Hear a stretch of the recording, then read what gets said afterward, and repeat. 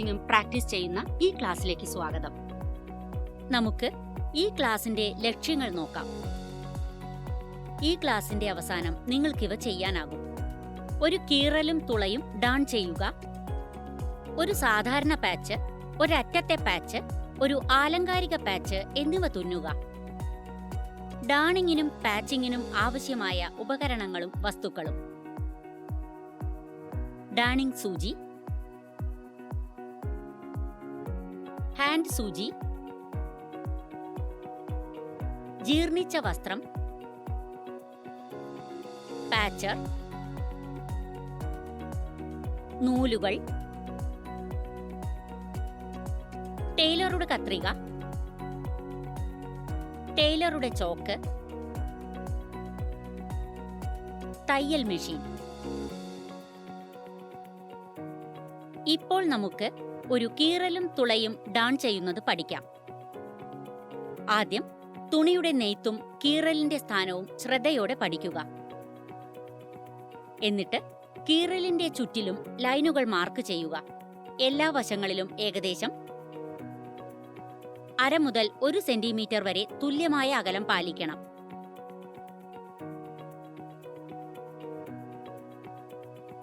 ഈ മാർക്കുകൾ ഡാണിങ്ങിനുള്ള ഒരു വഴികാട്ടിയായി ഉപയോഗിക്കുക.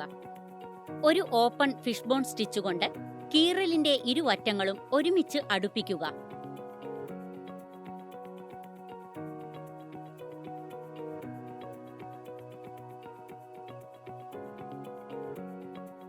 തെറ്റായ വശത്ത് കീറലിന് റെക്ടാങ്കുലറായി മാർക്കുകളിൽ ഡാൺ ചെയ്തു തുടങ്ങുക.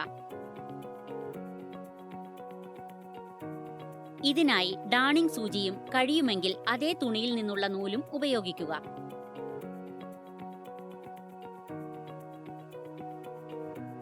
വസ്ത്രത്തിന്റെ അടിവശത്ത്, അതായത് കര അഥവാ തൊങ്ങലിൽ നിന്നുമാണ് നൂലുകൾ വലിച്ചെടുക്കുന്നതെന്ന് ഉറപ്പാക്കുക. മികച്ച ഫലങ്ങൾക്കായി നിങ്ങൾ വാർപ്പ് മാർഗത്തിലാണ് ഡാൺ ചെയ്യുന്നതെങ്കിൽ ഒരു വാർപ്പ് നൂലും, വെഫ്റ്റ് മാർഗത്തിലാണെങ്കിൽ ഒരു വെഫ്റ്റ് നൂലും ഉപയോഗിക്കുക.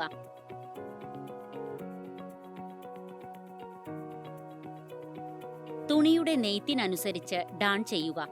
ഒരു നൂൽ മുകളിലും ഒരു നൂൽ താഴെയും. തയ്യലുകളുടെ വരിയുടെ അറ്റത്ത് ലൂപ്പുകൾ വിടുക. തയ്യലുകളുടെ ഇടവിട്ടുള്ള ഓരോ വരിയിലും ചുരുങ്ങുന്നതിനായി നീളമുള്ള ലൂപ്പുകൾ ഉണ്ടാകണം.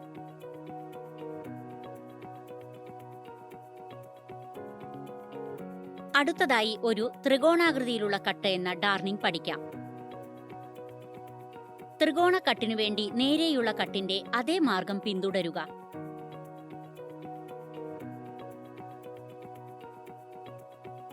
എന്നിട്ട് വെഫ്റ്റ് മാർഗത്തിൽ ആദ്യം ചെയ്തു തുടങ്ങുക. എന്നിട്ട് മുൻ തയ്യലുകളിലൂടെ വാർപ്പ് മാർഗത്തിൽ നെയ്യുക. ഇപ്പോൾ മൂലയിൽ തയ്യലുകൾ ഓവർലാപ്പ് ആകും.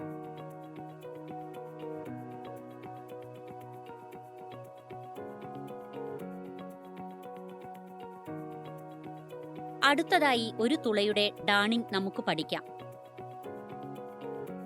ഒരു തുളയുടെ ഡാണിങ്ങിന് ഒരു റെക്ടാങ്കുലർ ആകൃതി ദൃശ്യമാകാൻ ആദ്യം തുളയുടെ അരികുകൾ ട്രിം ചെയ്യണം. കൂടാതെ തുളയുടെ ചുറ്റിലും അധികം കേടുവന്ന സ്ഥലങ്ങൾ ട്രിം ചെയ്യണം.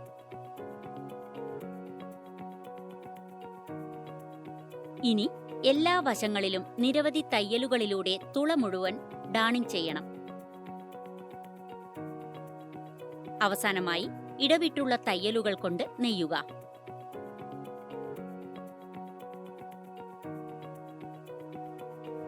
ഇപ്പോൾ വസ്ത്രത്തിന്റെ അറ്റകുറ്റപ്പണിയുടെ പാച്ചിംഗ് നിർദ്ദേശങ്ങൾ നമുക്ക് നോക്കാം.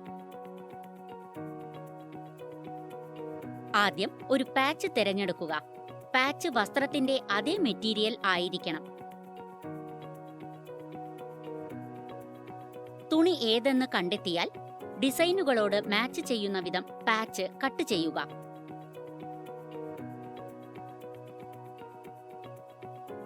മെറ്റീരിയൽ ഈടു നിൽക്കണമെങ്കിൽ വസ്ത്രത്തിന്റെ അതേ ഭാരവും ടെക്സ്ചറും അതിനുണ്ടാകണം.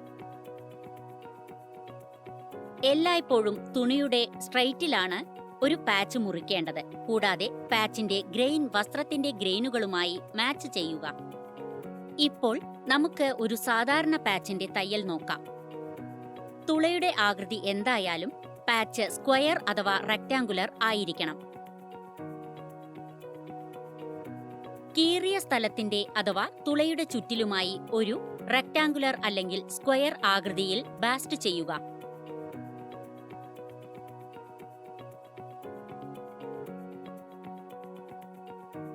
തുളയുടെ ചുറ്റിലുമുള്ള അരികുകൾ ബാസ്റ്റിങ്ങിന്റെ ആകൃതിയോട് മാച്ച് ചെയ്യുന്ന വിധം ട്രിം ചെയ്യുകയും ബാസ്റ്റിങ്ങിൽ നിന്നും ഉള്ളിൽ 1 സെന്റിമീറ്റർ വിടുകയും ചെയ്യുക.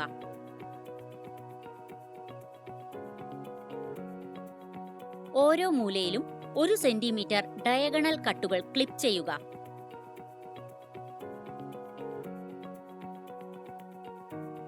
വസ്ത്രത്തിന്റെ തെറ്റായ വശത്തേക്ക് അരികുകൾ തിരിച്ചു മടക്കുക.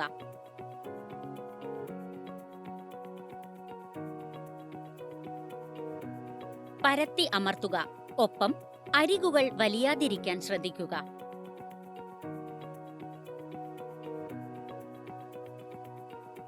കട്ട് ചെയ്ത് പുറത്തെടുത്ത ഭാഗം തുണിയുടെ പാച്ചിൽ വെച്ച് ഔട്ട്ലൈനുകൾ മാർക്ക് ചെയ്യുക.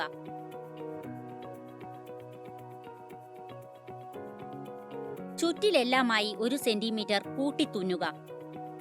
വീണ്ടും മാർക്ക് ചെയ്ത് ഔട്ടർ ലൈനുകൾ കട്ട് ചെയ്യുക. അകത്തെ റെക്ടാങ്കുലർ ആകൃതിയിൽ ബാസ്റ്റ് ചെയ്യുക. തുണിയുടെ ഒരുമിച്ചുള്ള വലതുവശങ്ങളിലാക്കി പാച്ച് പൊസിഷനിൽ വെക്കുക. വസ്ത്രത്തിലെ ബാസ്റ്റിംഗ് ലൈനുകളിലും പാച്ചിലും മാച്ച് ചെയ്യുന്ന വിധം തുള മധ്യത്തിലാക്കുക.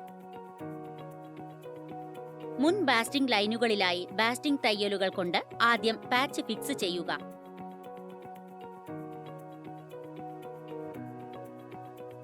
എന്നിട്ട് ബാസ്റ്റിംഗ് ലൈനുകളോടടുത്തായി കൈകൊണ്ട് അല്ലെങ്കിൽ മെഷീൻ കൊണ്ട് തയ്ക്കുക. മുറിച്ച കോണുകൾ ശ്രദ്ധാപൂർവം ഒതുക്കാൻ ശ്രദ്ധിക്കുക. സീം അലവൻസുകൾ അമർത്തി തുറക്കുക. കൂടാതെ മൂലകൾ ട്രിം ഓഫ് ചെയ്യുക.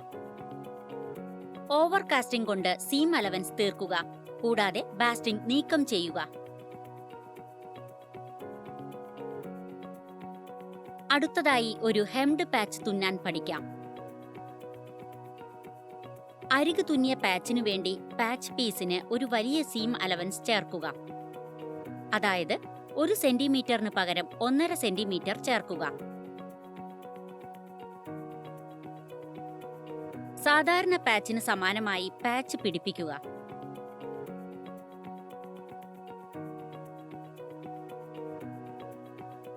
വസ്ത്രത്തിന്റെ സീം അലവൻസിന്റെ മൂലകൾ ട്രിം ചെയ്യുക.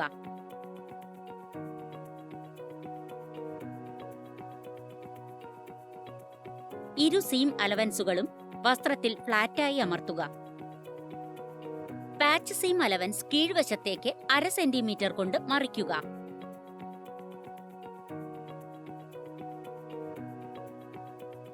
വസ്ത്രത്തിലേക്ക് അത് ബാസ്റ്റ് ചെയ്യുക. എന്നിട്ട് സ്ലിപ്പ് സ്റ്റിച്ച് കൊണ്ട് അരികു തുന്നുക.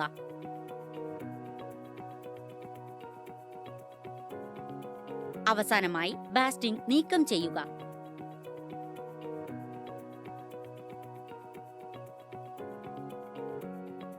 അവസാനമായി ഒരു അലങ്കാര പാച്ച് എങ്ങനെ തയ്ക്കണമെന്ന് നമുക്ക് പഠിക്കാം. അലങ്കാര പാച്ചുകൾ വസ്ത്രത്തിന്റെ ശരിയായ സ്ഥലത്താണ് പിടിപ്പിച്ചിരിക്കുന്നത്. ഡ്രസ് തുണിയുടെ വ്യത്യസ്തമായ ഒരു നിറത്തിലുള്ളത് തിരഞ്ഞെടുക്കുക.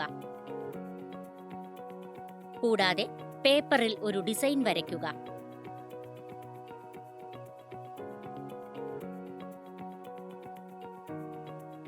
ഡിസൈനിന്റെ ആകൃതി ഡ്രസ്സിലെ കേടുവന്ന ഭാഗം ശരിയായി മറയ്ക്കുന്ന വിധത്തിലാകണം. പാച്ച് കട്ട് ചെയ്യാൻ വേണ്ടി പാച്ച് തുണിയിൽ പേപ്പർ പിൻ ചെയ്തു വെക്കുക. വരച്ചിട്ടുള്ള ആകൃതിയിൽ പേപ്പറും തുണിയും ഒരുമിച്ച് കട്ട് ചെയ്യുക.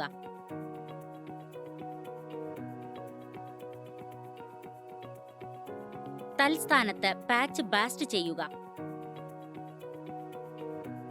പാച്ചിന്റെ പുറമരികുകളിൽ റണ്ണിംഗ് സ്റ്റിച്ചുകൾ സെറ്റ് ചെയ്യുക. റണ്ണിംഗ് സ്റ്റിച്ചുകൾ കവർ ചെയ്തുകൊണ്ട് അടുത്തുള്ള ബട്ടൺ ഹോൾ സ്റ്റിച്ചുകളുമായി ഫിനിഷ് ചെയ്യുക. അടിവശത്തുനിന്നും വസ്ത്രത്തിന്റെ കേടുവന്ന ഭാഗത്തുള്ള അരികുകൾ ട്രിം ചെയ്യുക. 1 സെന്റിമീറ്റർ സീം അലവൻസ് വിടുക. ഓവർ കാസ്റ്റിംഗ് കൊണ്ട് അത് ഫിനിഷ് ചെയ്യുക. അവസാനമായി എംബ്രോയിഡറി സ്റ്റിച്ചുകൾ കൊണ്ട് പാച്ച് അലങ്കരിക്കുക.